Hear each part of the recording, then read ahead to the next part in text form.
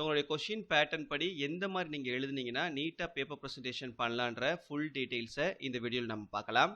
So இப்போ நீங்கள் பார்க்குறது வந்து ஒரிஜினல் ஆன்சர் ஷீட்டு, ஓகேவா? பப்ளிக் எக்ஸாம் ஆல்ரெடி ஒருத்தவங்க எழுதுனவங்களுடைய ஒரு ஆன்சர் ஷீட்டில் வச்சு தான் நம்ம இப்போது இந்த இது பார்க்க போகிறோம். பார்த்தீங்கன்னா உங்களுக்கு இந்த மாதிரி தான் ஆன்சர் ஷீட் இருக்கும். ஆல்ரெடி நம்ம போட்டிருக்கோம். ஆன்சர் ஷீட்டினுடைய மாடல் வந்து இந்த மாதிரி பேஜ் நம்பர்லாம் வந்து 1லேருந்து 30 வரைக்கும் அதிலேயே வந்து பிரிண்ட் ஆகிருக்கும். ஃபஸ்ட்டு பேஜில் எடுத்தோன்னே நீங்கள் என்ன பண்ணுங்கள், உங்களுக்கு கொஷினில் பார்த்தீங்கன்னா மொத்தம் 5 பகுதியாக இருக்கும். பகுதி 1லேருந்து பகுதி 5 வரைக்கும் இந்த மாதிரி பகுதி 1ன்னு போட்டுருங்க. அதுக்கப்புறம் ஒரு லைன் விட்டுட்டு என்ன பண்ணுங்கள், வரிசையாக ஒரு 14 ஒன் மார்க் கொஷின் இருக்கும் இல்லையா பகுதி 1ல், அந்த 14 ஒன் மார்க் கொஷினையும் வரிசையாக கோடு விடாமல் ஒரே பேஜில் எழுதி முடிச்சிருங்க, ஓகேவா? ஸோ கோடு விட்டீங்க அப்படின்னா ஒரே பேஜுக்குள்ளே முடிக்க முடியாது, அடுத்த பேஜுக்கு எழுத வேண்டியதாக இருக்கும். ஏன்னா ஒரு பேஜில் 20 லைன் தான் இருக்கும். அதனால் ஒரே பேஜில் வரிசையாக அந்த 14 ஒன் மார்க் கொஷினை எழுதி முடிச்சிருங்க. முக்கியமான விஷயம், இந்த 14 ஒன் மார்க் கொஷினுக்கும் ஆப்ஷன் வந்து கண்டிப்பாக மென்ஷன் பண்ணணும். ஆவா, ஆவண்ணாவா, இல்லை ஈயா, ஈஎன்னாவா அப்படின்றத கண்டிப்பாக மென்ஷன் பண்ணணும். முடிஞ்சால் இந்த ஆப்ஷனுக்கும் ஆன்சருக்கும் நடுவில் ஸ்கேல் பென்சில் வச்சு ஒரு கோடு, ஒரு சின்ன மார்ஜின் மாதிரி போட்டுக்கோங்க. இந்த மாதிரி ஒரு சின்ன மார்ஜின் போட்டுட்டு அதுக்கப்புறம் நீங்கள் ஆன்சர் எழுதினா கூட இன்னும் கொஞ்சம் நல்லாயிருக்கும். ஸோ இந்த பகுதி 1 14 ஒன் மார்க் கொஷினை மட்டும் மொதல் பேஜில் எழுதுங்க. அதில் வேறு எந்த கொஷினையும் எழுதாதீங்க. அடுத்து பகுதி 2க்கு நீங்கள் அடுத்த பேஜை ஓப்பன் பண்ணிடுங்க. அடுத்ததாக 2வது பேஜில் பகுதி 2ன்னு போட்டு ஸ்டார்ட் பண்ணுங்கள்.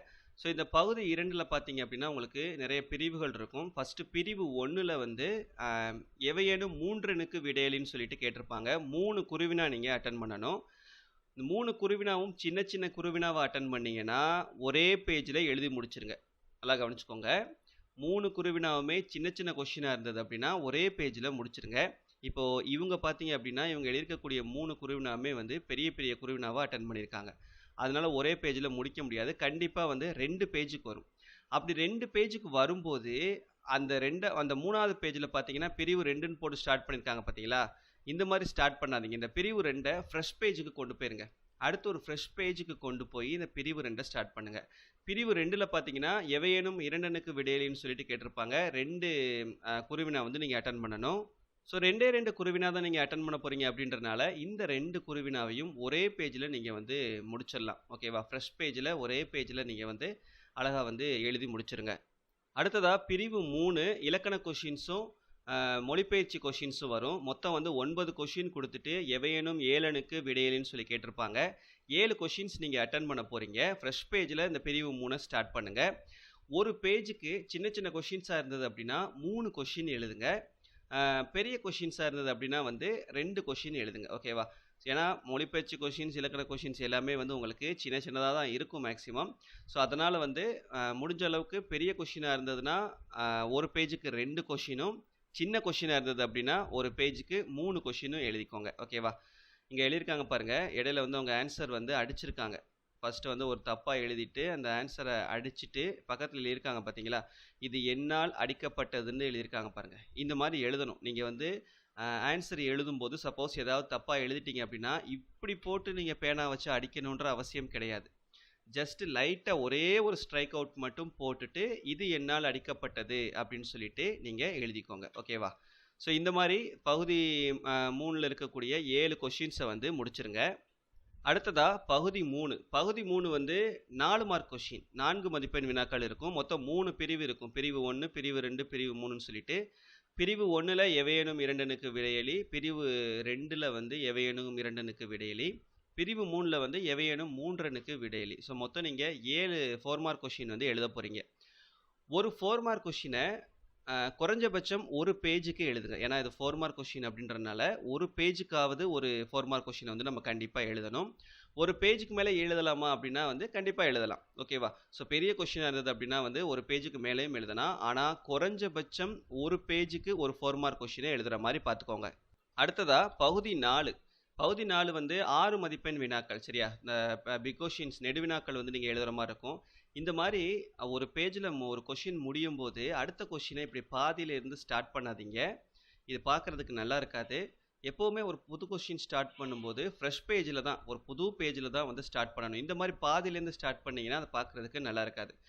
ஸோ மொத்தம் நீங்கள் இந்த பகுதி 4ல் வந்து 3 6 மார்க் கொஷின்ஸ் வந்து அட்டன் பண்ணுற மாதிரி இருக்கும். கட்டுரை வடிவிலான கேள்விகள். இது வந்து உரைநடையிலேருந்து ஒன்று வரும், அதுக்கப்புறம் செய்யுள்லேருந்து ஒன்று வரும், அதுக்கப்புறம் துணைப்பாடத்துலேருந்து ஒன்று வரும். ஸோ இந்த மாதிரி நீங்கள் 3 கொஷின்ஸ் அட்டன் பண்ணுற மாதிரி இருக்கும்.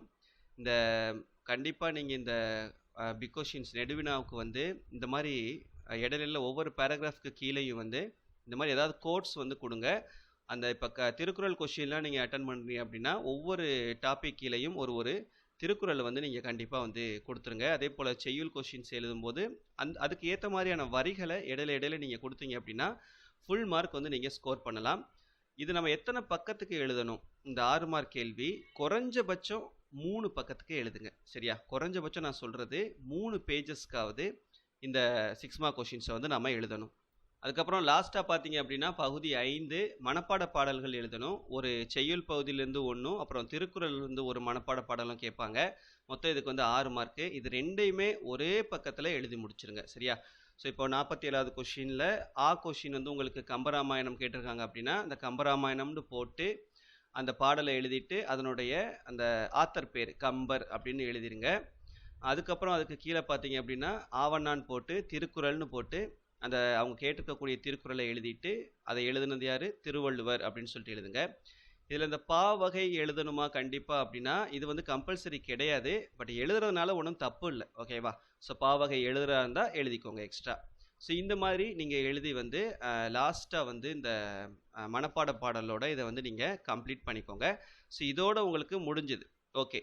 ஸோ இப்போ பேப்பர் ப்ரெசன்டேஷன் பற்றி உங்களுக்கு ஒரு ஐடியா கிடைச்சிருக்கும். அடுத்ததாக டைம் மேனேஜ்மெண்ட். இப்போ 12th தமிழ் பொறுத்த வரைக்கும் உங்களுக்கு 3 hours அப்படின்றது ஒரு சிலருக்கு வந்து டைம் பத்தாது.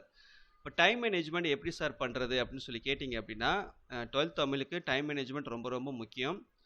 நம்ம கொஷின் நம்பர் வந்து அந்த ஆர்டர் படி எழுதுறது தான் நல்லது. ஓகேவா? கொஷின் நம்பரை எக்காரணத்தை கொண்டு மாற்றிடாதீங்க. ஃபஸ்ட்டு கொண்டு வந்து பேராகிராஃபை எழுதிட்டு நெடுவினாக்களை முதல்ல எழுதிட்டு அதுக்கப்புறம் கொண்டு போய் 1 மார்க்கை எழுதுறது இந்த மாதிரியான விஷயங்களை செய்ய வேணாம்.